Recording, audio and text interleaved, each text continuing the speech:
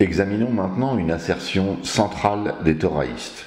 La Torah s'adressait, selon eux, à toutes les nations. Un Français, aujourd'hui, pour suivre le Christ, aurait besoin de l'observer car elle lui était également destinée. Le récit de l'Exode témoigne.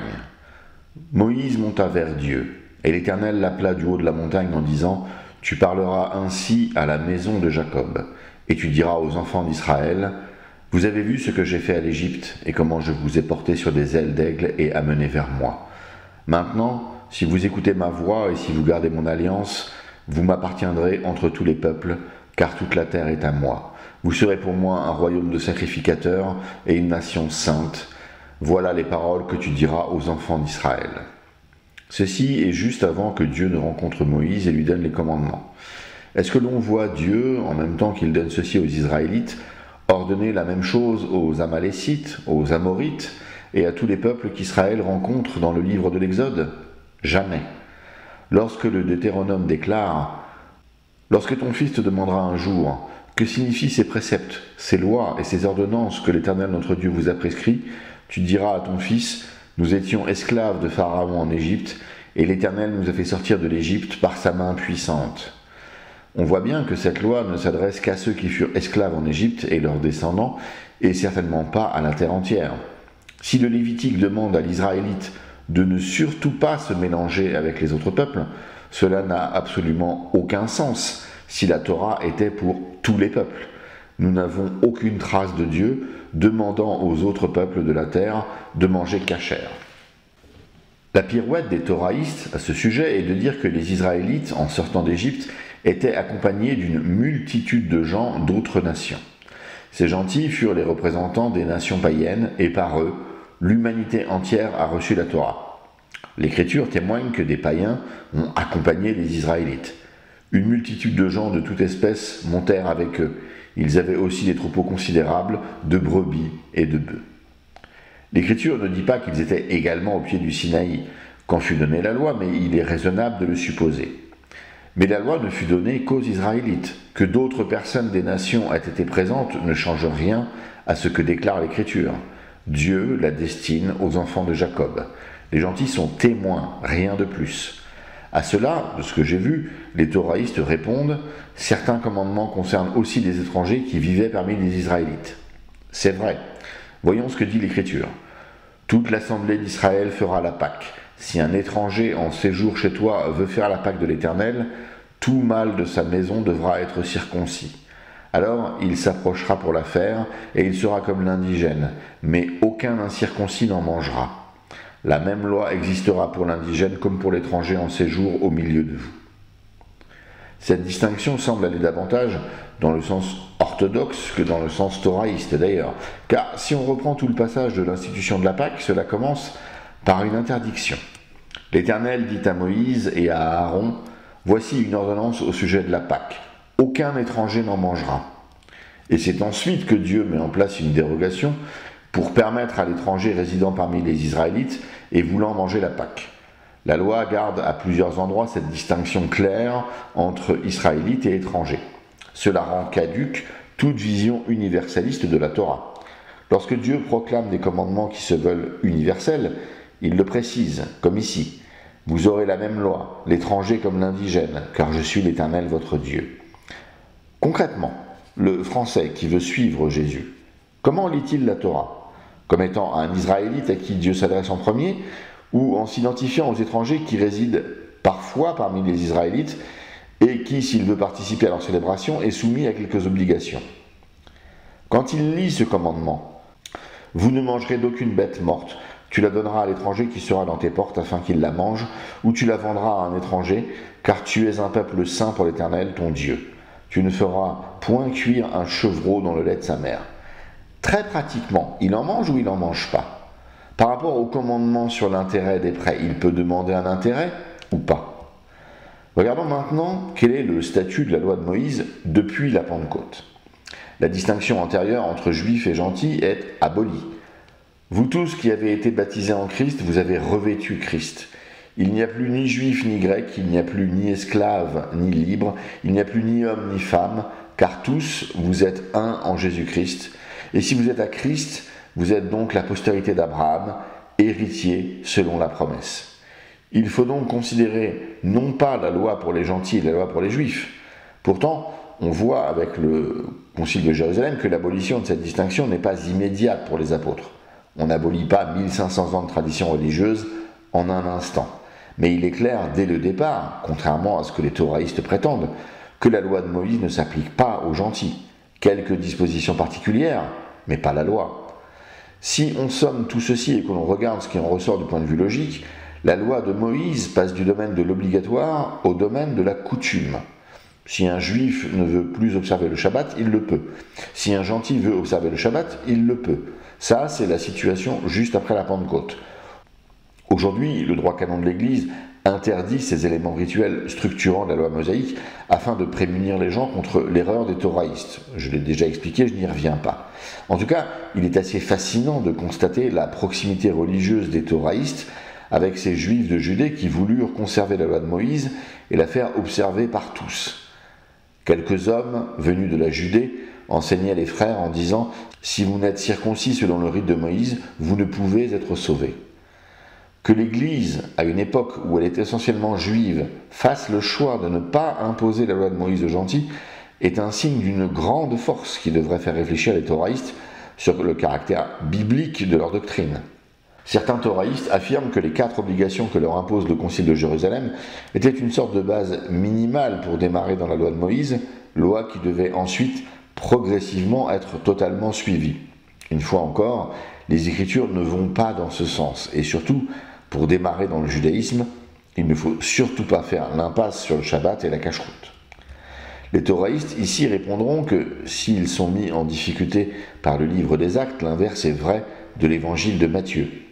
Jésus y fait son célèbre sermon sur la montagne dans lequel il affirme qu'il n'est pas venu pour abolir la loi.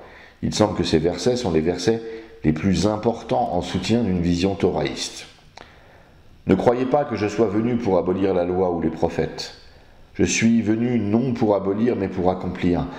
Car je vous le dis en vérité, tant que le ciel et la terre ne passeront point, il ne disparaîtra pas de la loi un seul iota ou un seul trait de lettre jusqu'à ce que tout soit arrivé.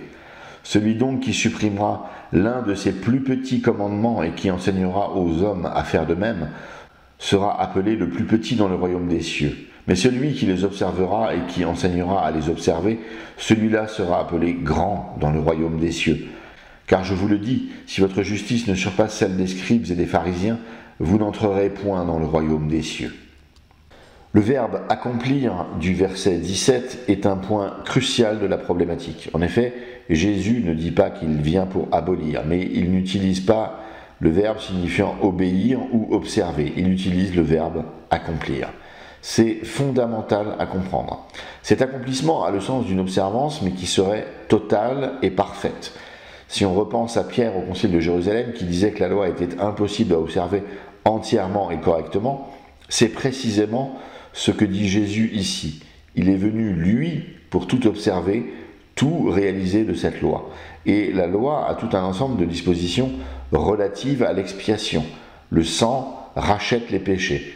Jésus, en offrant son sang, réalise de façon totale et absolue cette expiation qui n'était que partielle via les animaux. C'est par sa mort qu'il a accompli la loi. On comprend bien qu'il ne pouvait être que le seul à réaliser cela. Tout juif pieux avant lui qui aurait tenté cela aurait rendu un sacrifice vain et donc une expiation sans valeur, puisque ce juif pieux, malgré toute sa bonne volonté, aurait toujours 1 ou 2 péchés à se reprocher. A minima, il aurait la tâche du péché originel qui le souille, quoi qu'il fasse. Une chose d'ailleurs que les thoraïstes ne semblent pas voir, Jésus ne dit pas qu'il vient pour accomplir la loi de Moïse, il dit qu'il vient accomplir la loi et les prophètes. Façon juive de dire qu'il vient pour accomplir toute l'écriture. Il vient également pour respecter ce qui est attendu de la part du Messie. C'est d'ailleurs un thème très fort chez Matthieu qui en parle plusieurs fois comme ici. Mais tout cela est arrivé afin que les écrits des prophètes fussent accomplis. Alors tous les disciples l'abandonnèrent et prirent la fuite. Ensuite, j'aimerais demander aux thoraïstes, car je ne l'ai jamais entendu clairement, comment ils lisent ce passage énigmatique pour leur doctrine au verset 18. Jusqu'à ce que tout soit arrivé.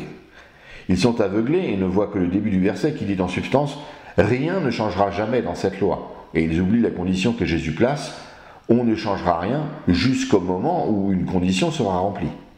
Croit-on que Jésus parle de choses qui ne se produisent jamais? Jésus n'est pas un rhéteur qui fait un effet de manche, il enseigne. La loi aura une fin. Avant, on n'y touche pas et on la respecte comme la prunelle de nos yeux. Puis, à un moment, quelque chose arrive. Et là, les choses changent. Jésus ne dit pas ce que c'est. Et même si j'affirme que c'est la résurrection, les théoristes pourront me dire que je n'ai rien prouvé. J'ai juste dit ce que je croyais. Soit. Mais on peut aussi dire que le ciel et la terre ne sont pas passés. Mais si quelque chose a changé dans la loi, alors ce mystérieux événement qui devait arriver est arrivé. La loi de Moïse dit « Aaron offrira son taureau expiatoire, et il fera l'expiation pour lui et pour sa maison. Il égorgera son taureau expiatoire, il prendra un brasier plein de charbons ardents, ôtez le dessus l'autel devant l'Éternel, et de 2 poignées de parfum odoriférant en poudre. Il portera ces choses-là au-delà du voile. Il mettra le parfum sur le feu devant l'Éternel, afin que la nuée du parfum couvre le propitiatoire qui est sur le témoignage, et il ne mourra point. Il prendra du sang du taureau, et il fera l'aspersion avec son doigt sur le devant du propitiatoire vers l'Orient. Il fera avec son doigt 7 fois l'aspersion du sang devant le propitiatoire. Il égorgera le bouc expiatoire pour le peuple, et il emportera le sang au-delà du voile. Il fera avec ce sang, comme il a fait avec le sang du taureau, il en fera l'aspersion sur le propitiatoire et devant le propitiatoire. C'est ainsi qu'il fera l'expiation pour le sanctuaire à cause des impuretés des enfants d'Israël et de toutes les transgressions par lesquelles ils ont péché. Il fera de même pour la tente d'assignation qui est avec eux au milieu de leurs impuretés. On voit ici clairement qu'il est demandé de faire un sacrifice animal. Pourtant, saint Paul, ou son disciple, qui a écrit l'Épître aux Hébreux, affirme « Voici l'alliance que je ferai avec eux. Après ces jours-là, dit le Seigneur, je mettrai mes lois dans leur cœur et je les écrirai dans leur esprit. » Et il ajoute « Et je ne me souviendrai plus de leurs péchés ni de leurs iniquités. Or, là où il y a pardon des péchés, il n'y a plus d'offrande pour le péché. » Ainsi, on passe du Lévitique qui demande un sacrifice de façon renouvelée à Hébreux qui dit qu'il n'y a plus de sacrifice expiatoire. Donc ce quelque chose qui était attendu et qui protégeait la loi, c'est passé. Chacun est libre de croire ce dont il s'agit, mais il est bien évident qu'il s'agit de la croix. Le Christ l'a dit sur la croix justement et Jean l'a rapporté. Tout est accompli. C'est fini. Donc cette protection du verset 18 ne tient plus. La loi a changé. C'est la vision de l'Église, c'est la vision des apôtres, c'est la vision des évangélistes. Pour les plus entêtés dans le thoraïsme, on pourra doubler la démonstration. Dans la loi de Moïse, la circoncision est un point important. Chaque enfant mâle doit être circoncis le 8e jour. C'est tellement fondateur que la Bible ensuite s'exprime par les termes circoncis et incirconcis pour désigner juifs et non-juifs. Il s'est pourtant passé quelque chose pour que Paul puisse écrire « Quelqu'un a-t-il été appelé étant circoncis qu'il demeure circoncis? Quelqu'un a-t-il été appelé étant incirconcis qu'il ne se fasse pas circoncire? La circoncision n'est rien et l'incirconcision n'est rien, mais l'observation des commandements de Dieu est tout. » S'il ne s'est rien passé qui abolisse la loi, comment le Concile de Jérusalem ose proclamer « Car il a paru bon au Saint-Esprit et à nous de ne vous imposer d'autre charge que ce qui est nécessaire, savoir de vous abstenir des viandes sacrifiées aux idoles, du sang, des animaux étouffés et de l'impudicité, choses contre lesquelles vous vous trouverez bien de vous tenir en garde à Dieu. » Le Concile ne prend aucune mesure pour perpétuer la circoncision et l'imposer aux païens. Au plus récalcitrant, je mets en avant de ne vous imposer d'autre charge que ce qui est nécessaire, qui englobe la circoncision pour la repousser. Il n'y a pas de sous-entendu où elle pourrait perdurer. Le cas de la circoncision de Timothée est intéressant. Paul explique bien que c'est pour ne pas avoir de problème lors de la prédication auprès des Juifs. Paul s'en explique ouvertement ici. Car bien que je sois libre à l'égard de tous, je me suis rendu le serviteur de tous, afin de gagner le plus grand nombre. Avec les Juifs, j'ai été comme Juif afin de gagner les Juifs. Avec ceux qui sont sous la loi, comme sous la loi, quoique je ne sois pas moi-même sous la loi, afin de gagner ceux qui sont sous la loi. Avec ceux qui sont sans loi, comme sans loi, quoique je ne sois point sans loi de Dieu, étant sous la loi de Christ, afin de gagner ceux qui sont sans loi. J'ai été faible avec les faibles, afin de gagner les faibles. Je me suis fait tout à tous, afin d'en sauver de toute manière quelques-uns.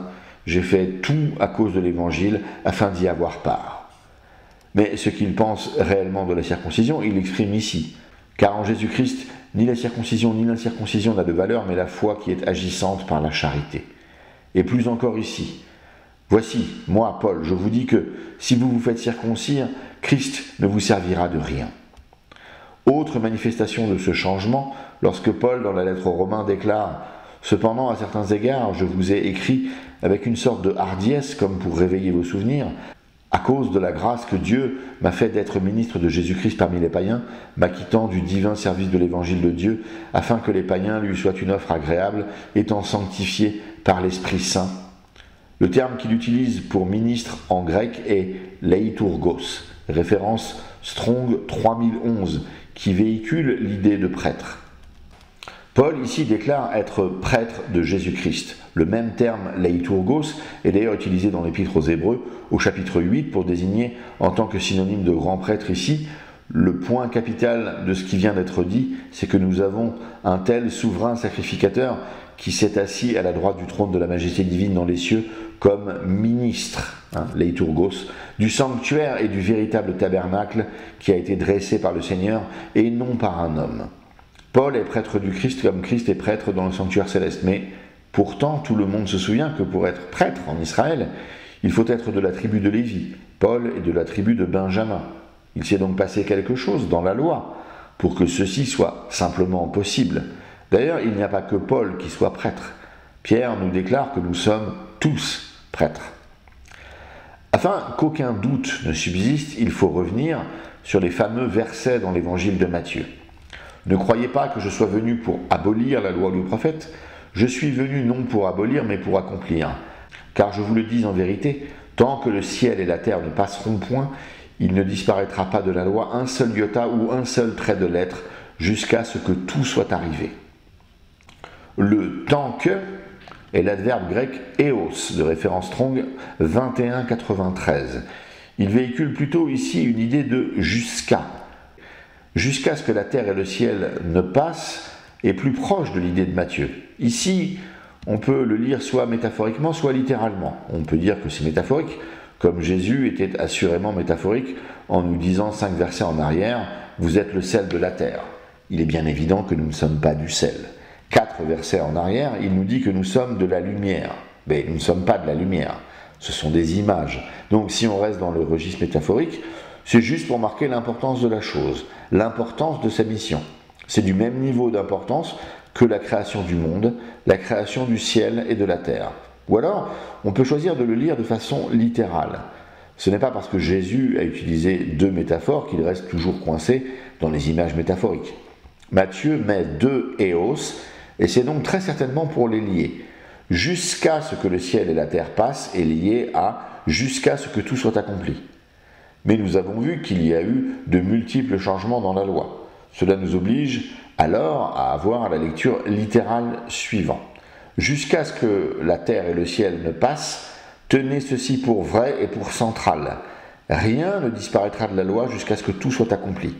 J'ai paraphrasé ici le verset 18 pour le rendre compréhensible selon une lecture littérale. Il ne nous reste plus qu'à expliciter en détail, en profondeur, la nuance entre abolition et accomplissement. Car cet accomplissement ressemble tout de même fort à une abolition, alors que Jésus nous dit qu'il n'en est rien. Si Jésus avait aboli la loi, bien que j'ai du mal à imaginer la chose et ses modalités, il aurait explicité la chose en disant que la loi est abolie.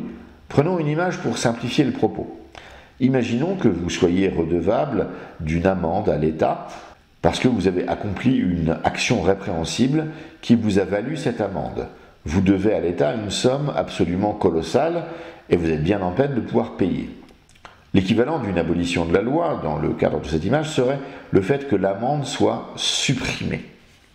Vous avez en votre faveur une décision de justice incroyable et inattendue, l'amende est supprimée, vous n'avez rien à payer. Ce n'est pas ce qu'il s'est passé avec l'accomplissement de la loi de Moïse. Je rappelle quel est le but de la loi, ce vers quoi elle tend principalement, la mise en lumière de la dette contractée vis-à-vis de Dieu au travers de tout un ensemble de demandes et d'interdictions qui ne sont pas respectées, et le rachat de cette dette via une expiation réalisée au moyen du sang. Prenons un parallèle légal avec la loi profane. La loi vous dira qu'il est interdit de rouler à plus de 50 km/h en ville, et que le fait de rouler au-delà de cette limite vous coûte des points et de l'argent, ce qui efface en quelque sorte l'infraction. La loi de Moïse, c'est pareil, mais sur le plan existentiel. Vous avez tout un ensemble de commandements positifs et négatifs qui vous montrent l'étendue du problème entre vous et Dieu, et une fois que vous avez bien compris qu'entre vous et Dieu, il y avait quelque chose d'irrémédiablement cassé, il y a la méthode pour renouer le lien. L'expiation par le sang d'une victime innocente et qui n'a rien à voir avec les fautes. La loi tend vers cela. Accomplir la loi, c'est réaliser ce sacrifice. Je reviens vers mon image. La loi n'est pas abolie car l'amende n'a pas été annulée. La loi a été accomplie car un généreux millionnaire philanthrope, qui n'a rien à voir avec le mal que vous avez fait et l'amende que vous avez reçue, décide de payer l'amende à votre place. L'amende est payée, la loi est accomplie. Vous n'avez plus à payer l'amende. C'est comme cela qu'il faut voir la dynamique entre abolition et accomplissement. Les thoraïstes pourront rétorquer qu'ici je donne mon interprétation libre et personnelle des choses en déclarant « accomplir la loi, c'est réaliser ce sacrifice ». Je ne fais en fait que paraphraser le Christ dans un passage de Saint Luc. Puis il leur dit « c'est là ce que je vous disais lorsque j'étais encore avec vous ». Qu'il fallait que s'accomplisse tout ce qui est écrit de moi dans la loi de Moïse, dans les prophètes et dans les psaumes. Alors il leur ouvrit l'esprit, afin qu'ils comprissent les Écritures, et il leur dit, « Ainsi il est écrit que le Christ souffrirait, et qu'il ressusciterait des morts le troisième jour, et que la repentance et le pardon des péchés seraient prêchés en son nom à toutes les nations, à commencer par Jérusalem. Vous êtes témoins de ces choses. » Jésus fait ici très explicitement référence à cet accomplissement. Il leur rappelle qu'il avait annoncé cet accomplissement justement dans l'évangile de Matthieu lors du sermon sur la montagne. Et il leur montre dans les Écritures comment était annoncé cet accomplissement, ce à quoi il correspondait, la passion et la résurrection. Donc nous sommes bien dans la réalisation du sacrifice, la passion, et dans ses conséquences cosmiques glorieuses, la résurrection. Et je rappelle encore une fois que le Christ n'accomplit pas la Torah seule, mais bien toutes les Écritures. C'est très clair ici. Comment le Christ peut-il accomplir une prophétie sinon en réalisant ce qui avait été prophétisé? On voit bien ici qu'il ne s'agit pas de l'obéissance de Jésus à la loi de Moïse, comprise dans ses dispositions contraignantes et normatives pour la vie quotidienne. Jésus a accompli la loi et les prophètes parce qu'il est monté sur la croix et a répandu son sang pour l'expiation universelle. Ceci entraîne une réflexion sur le statut de la loi dans nos vies, aujourd'hui au regard de tout ce qui a été dit. La loi mosaïque n'a plus ce caractère d'obligation dans notre existence, mais la loi ne disparaît pas totalement du paysage. Déjà, comme Paul nous le rappelle, toute écriture est inspirée de Dieu et utile pour enseigner, pour convaincre, pour corriger, pour instruire dans la justice afin que l'homme de Dieu soit accompli et propre à toute bonne œuvre. Et donc, ne serait-ce que dans sa présence, dans nos écritures saintes, nous lisons la loi, nous essayons de comprendre la loi, nous méditons la loi, nous imaginons ce que c'est que vivre sous son autorité. Mais elle nous montre à quel point nous sommes abîmés par le péché et à quel point nous avions besoin d'un sauveur. Elle témoigne donc contre nous, nous dirige vers Jésus, nous enseigne à propos de Dieu, nous fait grandir en sagesse et en morale, et elle nous appelle à nous dépasser en aimant notre prochain comme nous-mêmes. Et ceci ne pose aucun problème avec la confirmation que Paul apporte dans son épître aux Romains, au chapitre 3. Anéantissons-nous donc la loi par la foi? Loin de là, au contraire, nous confirmons la loi. Ici, un thoraïste vous dira que Paul appelle à l'observance mosaïque, ce qui est incohérent lorsque l'on considère tous les autres versets où il fait le contraire. Gardons sa cohérence à Paul et partons du principe qu'il est constant dans sa pensée. Qu'a-t-il voulu dire ici? Pour comprendre un verset, il faut toujours le remettre dans son contexte. Revenons donc quelques versets en arrière. Mais maintenant, sans la loi, est manifester la justice de Dieu, à laquelle rendent témoignage la loi et les prophètes, justice de Dieu par la foi en Jésus-Christ, pour tous ceux qui y croient, il n'y a point de distinction. Vous remarquerez le « mais maintenant » qui indique que ce fameux changement est bien intervenu. Avant que Jésus n'accomplisse la loi était le seul moyen de trouver la justification aux yeux de Dieu. C'était l'enseignement de Moïse.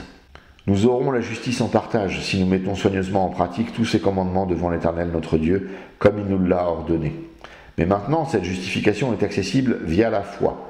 Cette justification est d'autant plus universelle maintenant que le problème était universel, car tous ont péché et sont privés de la gloire de Dieu. Dans ces versets, et ils sont gratuitement justifiés par sa grâce, par le moyen de la rédemption qui est en Jésus-Christ, C'est lui que Dieu a destiné, par son sang, à être pour ceux qui croiraient, victime propitiatoire, afin de montrer sa justice, parce qu'il avait laissé impunis les péchés commis auparavant, au temps de sa patience, afin, dis-je, de montrer sa justice dans le temps présent, de manière à être juste, tout en justifiant celui qui a la foi en Jésus. Paul rappelle que cette justification se reçoit gratuitement, et que cette justification est très paradoxale parce qu'elle est en même temps un acte de justice. Les péchés impunis étaient toutes les offenses pour lesquelles Dieu ne punissait pas immédiatement les pécheurs. La punition a été appliquée, mais sur la personne de Jésus-Christ. Paul l'explique plus clairement dans ce passage, et c'est pour cela qu'il est le médiateur d'une nouvelle alliance, afin que, la mort étant intervenue pour le rachat des transgressions commises sous la première alliance, ceux qui ont été appelés reçoivent l'héritage éternel qui leur a été promis. Toutes les fautes des Israélites méritaient parfois la mort, mais c'était un animal qui avait été sacrifié à la place, comme une sorte d'avance dérisoire dans le remboursement d'une dette. Paul poursuit son raisonnement. Où donc est le sujet de se glorifier? Il est exclu. Par quelle loi? Par la loi des œuvres? Non, mais par la loi de la foi. Effectivement, si quelqu'un rembourse à notre place une dette, ce n'est pas vraiment la situation la plus évidente pour pérorer. Avons-nous résolu nous-mêmes nos problèmes? Aucunement. Le mérite revient entièrement à quelqu'un d'autre. Le fait que le Christ nous sauve par le don de son sang n'abolit en rien ce que la loi accuse en nous. Cela manifeste simplement notre impuissance radicale à pouvoir nous sauver nous-mêmes selon le paradigme de la loi. Paul exprime cela de cette façon. Car nous pensons que l'homme est justifié par la foi sans les œuvres de la loi. Et si maintenant cette justification devient accessible par un acte de foi, alors elle n'est plus réservée seulement à Israël. Ce cheminement intellectuel est complètement logique. C'est pourquoi Paul enchaîne de la sorte. Ou bien Dieu est-il seulement le Dieu des Juifs? Ne l'est-il pas aussi des païens? Oui, il l'est aussi des païens, puisqu'il y a un seul Dieu qui justifiera par la foi les circoncis et par la foi les incirconcis. La loi était absolument centrale pour nous montrer que nous étions impuissants à obtenir la moindre justification. La compréhension de cette impuissance radicale ne pouvait que nous conduire à considérer que cette justification ne viendrait pas de nous mais de Dieu, et qu'elle serait donc un don totalement gratuit. Paul résume cela de façon foudroyante 3 chapitres plus loin, car le salaire du péché c'est la mort, mais le don gratuit de Dieu c'est la vie éternelle en Jésus-Christ notre Seigneur. La loi sert donc l'Évangile en ce qu'elle empêche tout mérite illusoire sur la façon dont nous sommes sauvés. Et donc, avec tout ceci à l'esprit, relisons maintenant le verset 31. « Anéantissons-nous donc la loi par la foi? Loin de là, au contraire, nous confirmons la loi. » Il est bien évident que si la loi change de statut, elle ne disparaît pas complètement. Elle reste comme une marque permanente qui nous indique la nécessité de l'Évangile. Elle n'est donc pas anéantie, mais bien confirmée. Si l'Évangile est le médicament, la loi est le test positif de notre infection par le virus du péché, qui nous indique sans cesse que nous devons absolument nous en tenir à notre médicament. Mais faire des tests n'a jamais guéri personne. Mais personne ne guérit s'il n'a pas conscience de sa maladie. La loi révèle la maladie, mais seul l'Évangile guérit.